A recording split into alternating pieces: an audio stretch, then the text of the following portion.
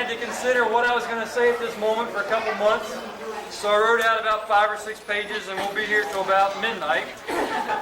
But what I did is I dug through all the letters I'd ever gotten from anybody. And there were several from both Jamie and Amy, from the 2 or 3 or 4, ever since we went to college, I mean.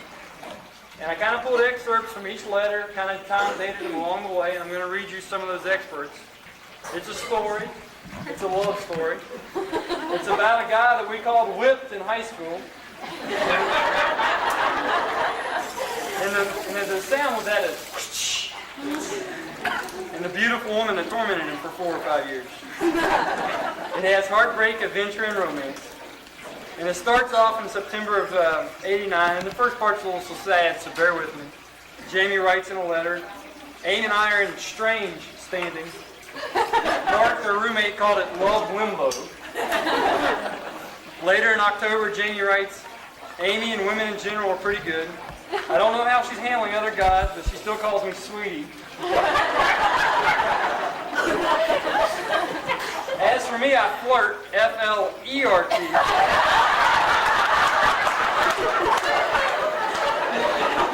With any girl I see and put on a believable front that I'm hunting babes. Truth is, if a girl did more than dance with me, I'd be afraid she was too serious.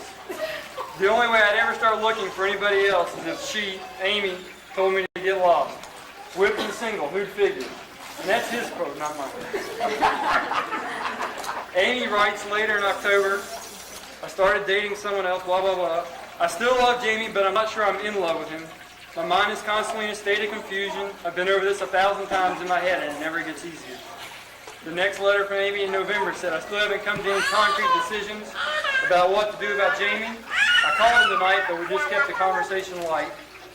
Then I got a book from Jamie. He was flying home Thanksgiving break, 1989. He was going to see Amy the night he got off the plane. He said, I took a test and I kept my mind off tonight. I don't know how either of us is going to react. Part of me wants to hug her and forget everything.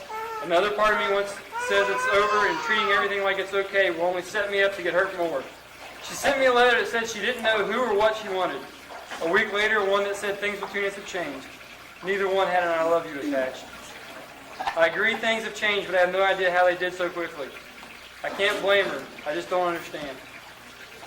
Then, all this prompted a check on the babe scene in St. Louis. This is great. There is one that would be great to settle down with, but I'm not looking to settle down, so next contestant. There is one fun chick, really sweet, sometimes a bit grumpy, who loves to dance. Not settling down material. Another I think is good looking, but again my roommate doesn't agree. I've never said much to this next one, but if I had the chance I would drink her bathwater.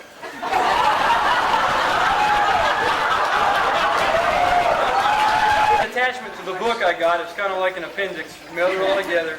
It's just plain and simple, it's over. I talked to her on the phone, she said there's nothing between us anymore. I didn't hear from her on the break after that. I had a 2-year gap in my letters, so I'm not quite sure what went on between them two, and it's probably very little. I think at that time I told him they'd be back together, and we'll see how the story ends up here. You kind of know, right?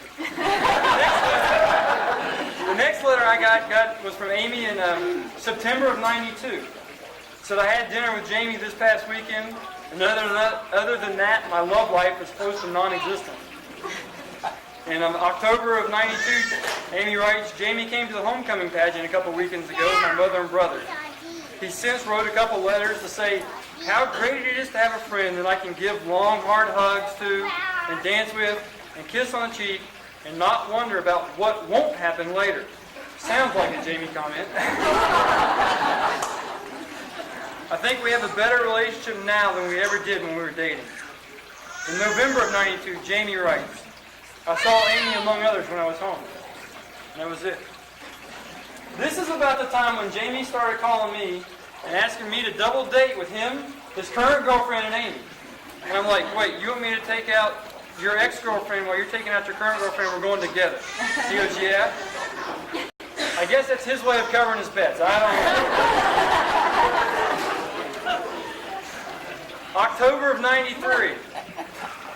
Jamie writes, thanks for not mentioning babeless in your letter. I'm definitely not looking for anything serious, but some companionship might be nice. February 2nd of this, actually February 4th of this year. Amy and I haven't done much more than talk about the weather. I wrote a letter telling her I wasn't really happy about that. Sometime in May of this year, I got this phone call, and all I had to say was, Jamie, I told you so. Since then, in June, I'm ready to be married. This weekends and phone crap just isn't cutting it. Amy is a babe. In August of this year, I still have the uncontrollable warm fuzzies about Amy. Now, Jamie and Amy, as you remember the past, look to the future. A future of patience, trust, truth, and hope. A future of love. To Jamie and Amy.